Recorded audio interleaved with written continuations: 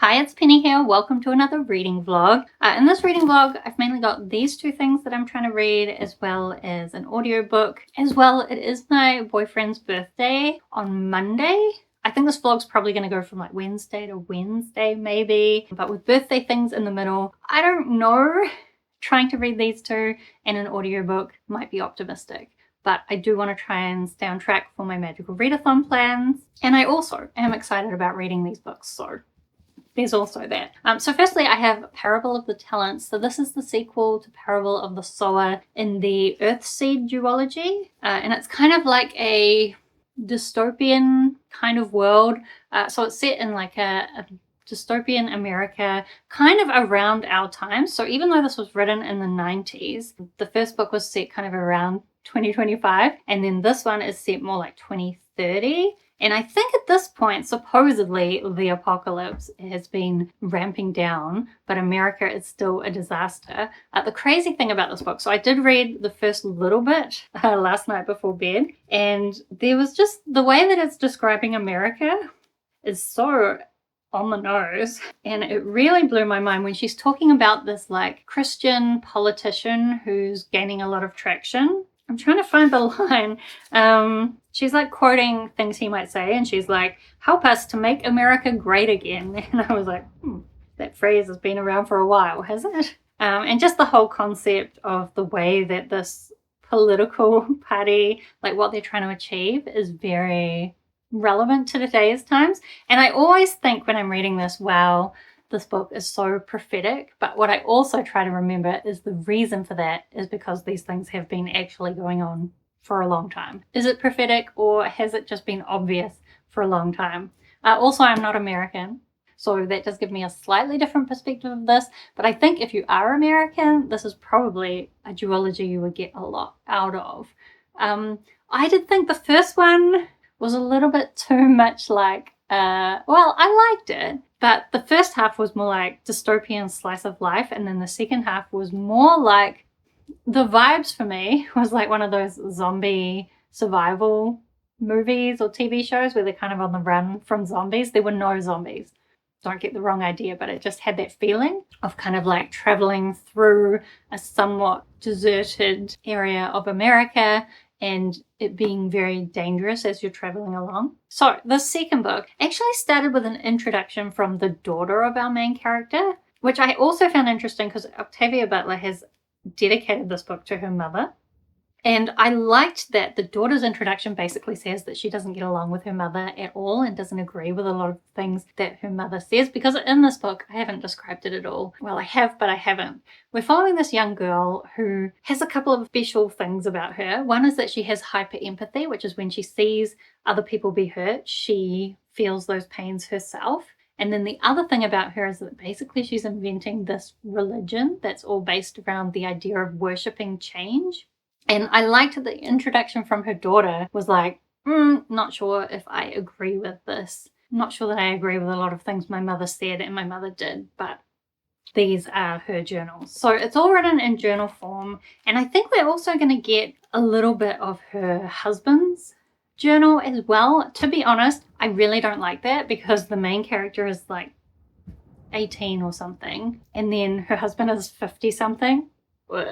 Gross. But it's fine in the context of it, I guess. Anyway, I haven't got far into this, but I will be continuing that. As well, I'm going to start getting to Age of Death by Michael J. Sullivan. So this is the fifth book. I keep doubting myself. The fifth book in the Legends of the First Empire series, which is like this series where there's kind of like a big conflict between the humans and the elves, who they used to think were gods, but then they discovered they're not. I think a lot of this book is going to be set in the underworld, actually, and I think, or I'm hoping, that we're going to get a lot about the gods of the world. So I'm quite excited for this. This is going to be my ebook that I mostly read in the mornings, even though I've been terrible at picking up my phone in the mornings lately, but we'll see how I go this week, I guess. In terms of audiobooks, I'm going to be rereading Assassin of Reality. So I recently read for the third time Vita, Nostra. Assassin of Reality is the sequel, and then the third book in the trilogy has just recently been translated to English. So once I've read the sequel, I can read that, which I'm excited for. I will admit, the second book, when I So it's a reread. When I last read it, I didn't think it was as good as the first book, and I expect to feel the same, but I also think I'm still going to love it. We're following this young girl named Sasha who has ended up going to this Institute of Special Technologies, but the things they learn there are all really strange and abstract. And when they do badly in school, there's kind of like severe consequences for their family and their loved ones. It's such a strange book, but some of the lines are just the kind of thing that makes my brain happy. I love it. So I'm looking forward to rereading that. And I think actually I went for a run yesterday and I already got 20% of the way into it, which I was a bit surprised about because 20%, not much had happened yet, but we'll see. Basically, she's ended up, after the very dramatic ending of the first book, she's now ended up back in the school in her 4th year, and her teachers are very unsure about whether they should be teaching her or not because they think she is an assassin of reality. But yeah, even though I don't expect it to be as good as the first book, I am still expecting to love it. So that's going to be what we're reading this week. Also birthday things. So I guess we'll see how the week goes.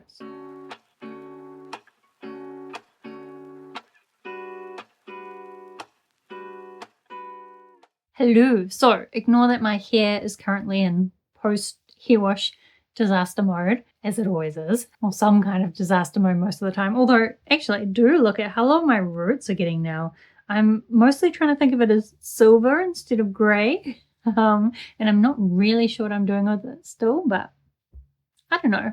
I'm still curious about how it might grow out. So we'll keep the experiment going for a little bit, I guess. Anyway, I did want to update you on my reading. In terms of Parable of the Talents, I'm, I think, 100 pages in, one chapter away from 2033, I noticed. To be honest, I have kind of quite mixed feelings about this book. I really like the world building, which is funny to say when part of what I love about it is how close it is to our current reality and just like the perspective it has on that. I mean, it's actually not great that it's as close to our current reality as it is in terms of our current reality not being great, but the way that it's written is really interesting. You know, like the woman's journals that we're getting, her perspective of things is really interesting. However, the general plot of what's happening is really slow, and she spends a lot of time, like, different people will come and join their community, and she'll spend a lot of time describing, like, their backstory,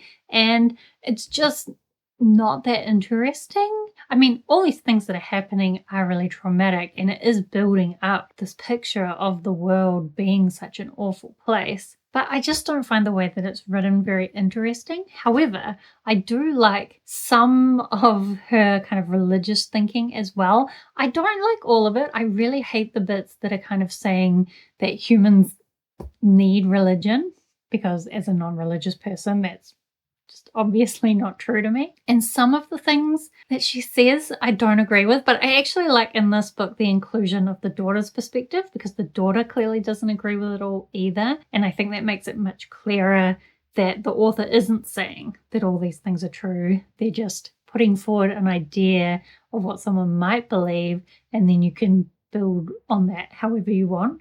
And I guess it will influence whatever's going to happen.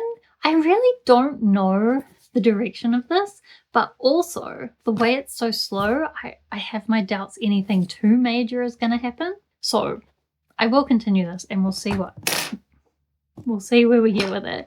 Then as well, I've been reading Age of Death. I only just started it.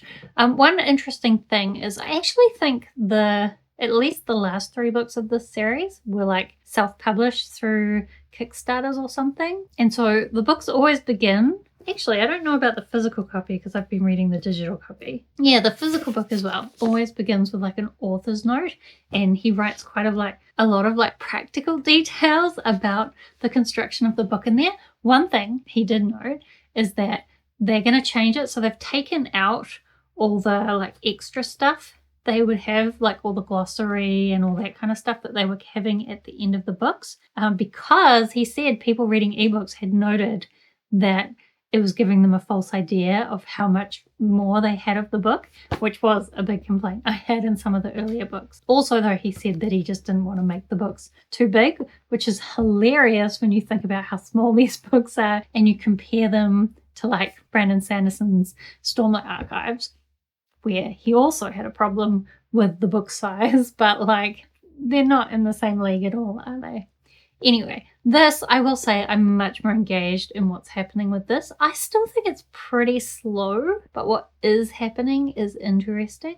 And I just think throughout the series, I've become quite attached to a lot of the characters. So like picking up another book in the series, I just fall right back into their story. So hopefully I can find some more time to read that. To be honest, I have finished playing Hello Kitty Island Adventure for the evening, and it's only just past 8, so I might go to bed now, read some of this, and then maybe read some of this. It's going to depend on how much my attention is attentioning, so I guess we'll see.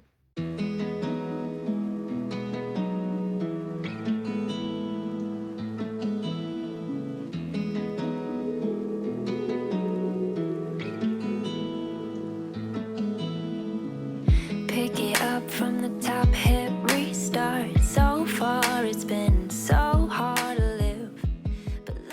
Hello. So birthday shenanigans are over. To be honest, the weather was kind of really crap, so I don't think I got much b-roll because we spent a lot of time just eating or in the car driving around. But maybe nicer weather is on the way here in New Zealand, and once that arrives, hopefully we can go and do a lot more things in the sunshine. It's actually sunny today, but like so windy, it's awful. Anyway, I'm at my desk because I've been trying to get my life together a bit. I realized, well, I've been thinking this for a while. I kind of got sick a couple of months ago now. July, August, September, maybe nearly 3 months ago now. And I feel like I've been trying to get back to being productive and feeling good ever since then. But also, while I was sick is when I started playing Hello Kitty Island Adventure, and I realized that spending 1 to 2 hours every day playing that is also what's having quite a significant impact on my productivity. So I'm trying to talk myself around to playing less,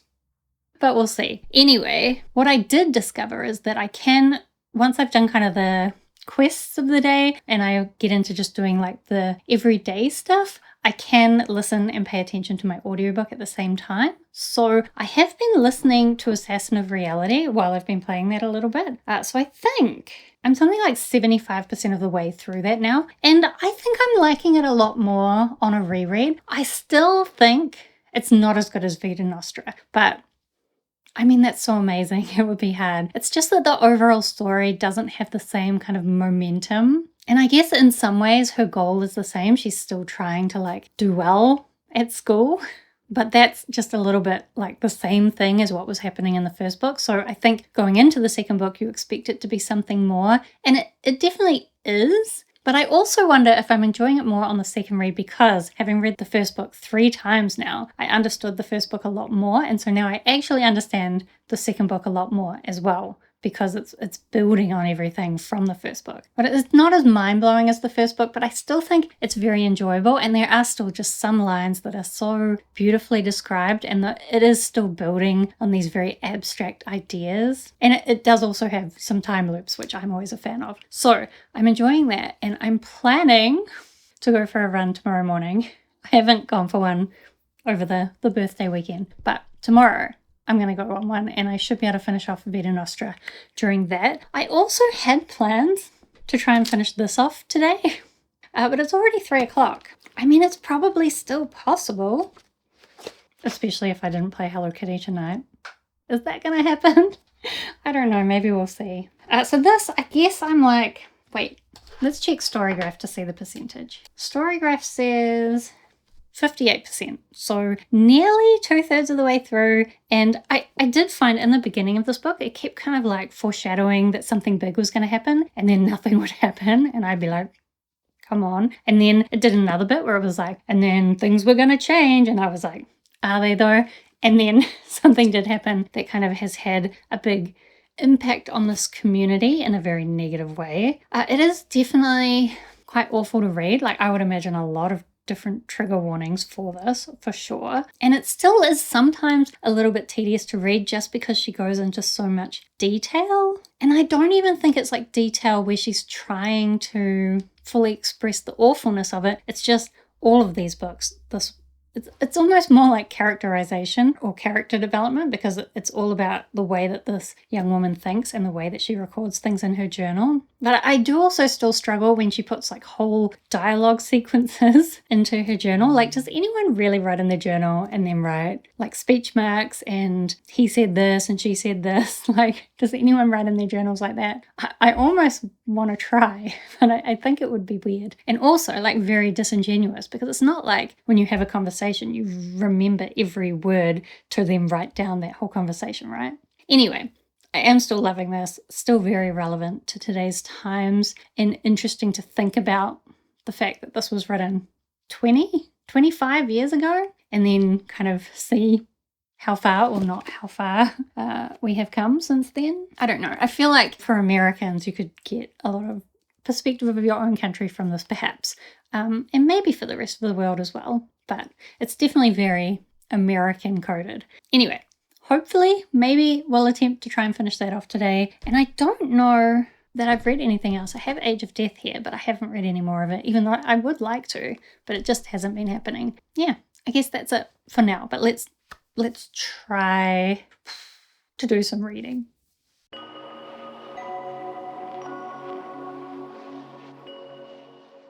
Okay, so I did not manage to finish Parable of the Talents last night, but I think I've got less than 100 pages to go, so I really just need to sit down and finish it. I will say the bit that I read last night, I did play slightly less Hello Kitty Island Adventure. Could I have finished this if I'd played none? Maybe, but I will definitely finish this today, and then I'll finish off this vlog, I guess.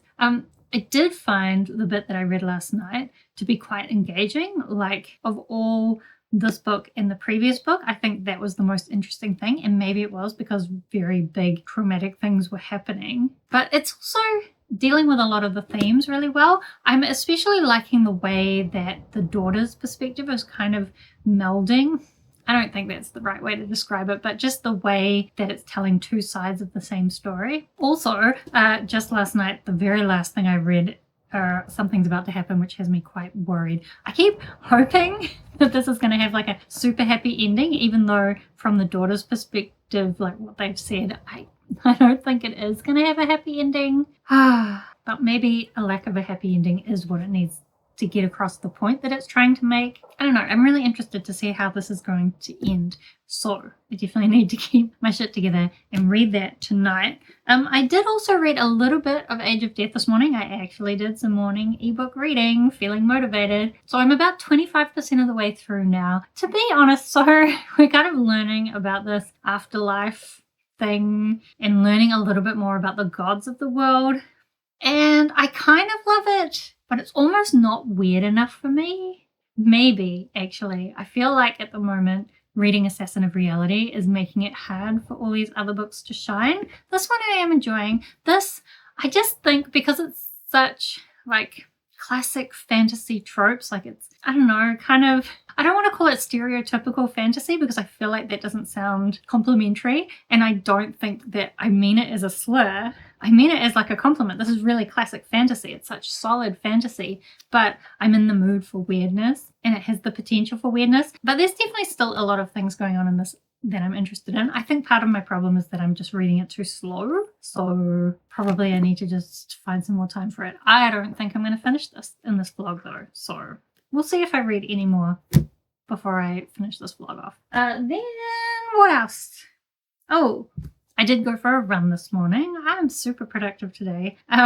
So I finished off Assassin of Reality, and actually my main thought about it this time is that it's a lot shorter than the first book, and I've seen that the third book is also about the same length as the middle book, and I think it's the fact that it's shorter that makes it feel like it doesn't do as much. And I think the first time I read it, there's kind of like this new love interest for our main character, and I kind of found like I was quite frustrated and bored by that the first time I read it. But this time I feel like I can see that the point of the romance is not the romance.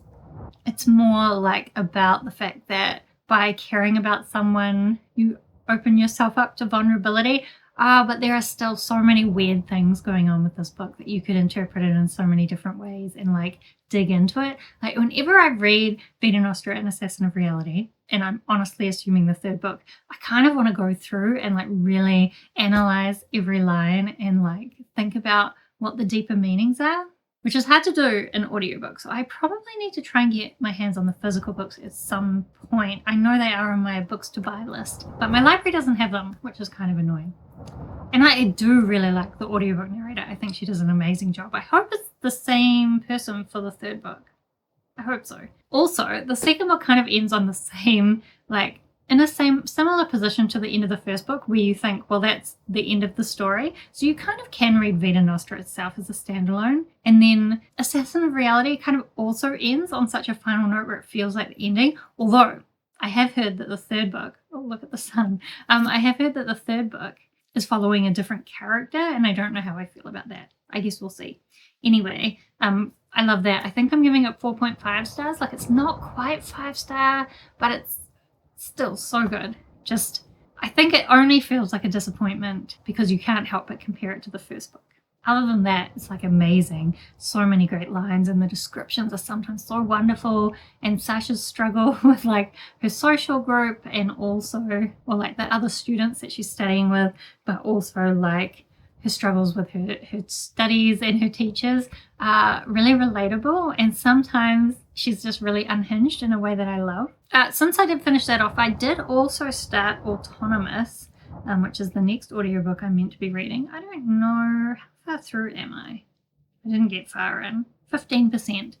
And this is another, I think, kind of 10-ish hour audiobook. I feel like I read a little bit of it. I almost might go back because I feel I wanted to just continue onto it because I was running and I needed something to listen to. But it's so hard when you go from a book that you're loving to another book that I just, like, it's fine, but it's never going to be able to compare. And so it was kind of a brain adjustment. It's about this young woman who basically like rips off pharmaceuticals that are under patent and being sold for like exorbitant amounts. She'll reverse engineer them and then sell them off illegally to people who need them. But this one particular drug she's done that with is now causing a bunch of problems.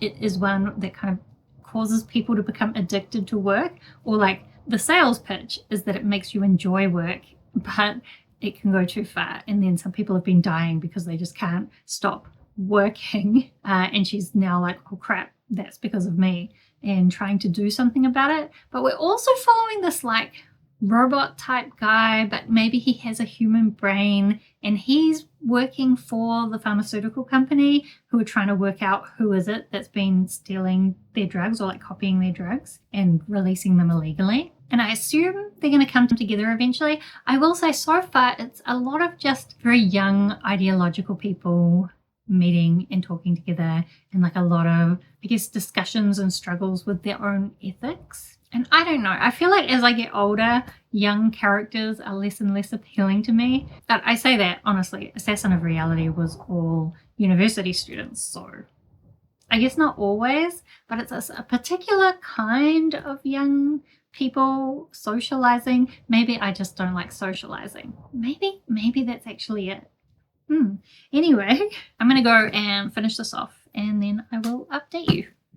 Okay, so last night I did manage to finish Parable of the Talents, and I actually think I liked the second book in the series better than the first one. Mainly because it focused a lot more on a lot of these ideas about Earthseed, which I don't really like the religious aspect and a lot of the things that our main character thinks about the concept of God and the importance of religion. But I do think that this kind of belief system that she's created is fairly solid. Like, it has a lot of ideas. I think about like a mindset that is probably very useful just in general, but especially in our times. I also really loved a lot of the critiques that this has in it of our current society. And I think it has some interesting insights that are still like probably more relevant today than they were then, although still very American focused. But for better or for worse, America has a very big influence on our world, so probably relevant to everyone. I think as well, compared to the first book, the plot in this was definitely a lot better. I found myself tearing up at the very end. It manages to come together in like quite an emotional way, but also very satisfying.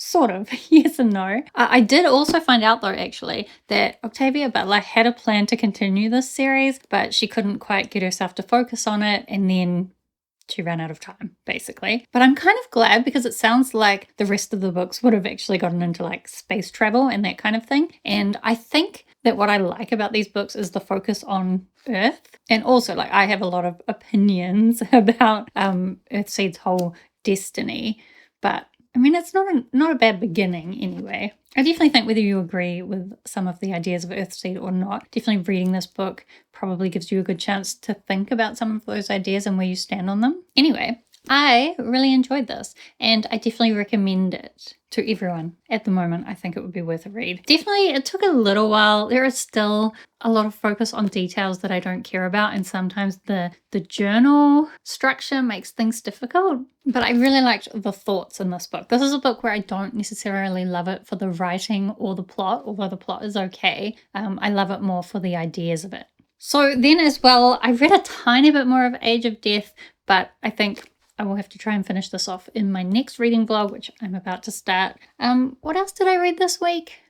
Assassin of Reality, which I did love, and definitely, like, I love that kind of book. It's so weird and abstract, so it's hard for any other book to compare with that, which isn't really fair for other books, I feel like. And then of course I started Autonomous, but again, I'll continue that in the next reading vlog. So let me know if you've read any of these. I would love to chat with you about them down in the comments. Do subscribe if you'd like to see more of my bookish videos.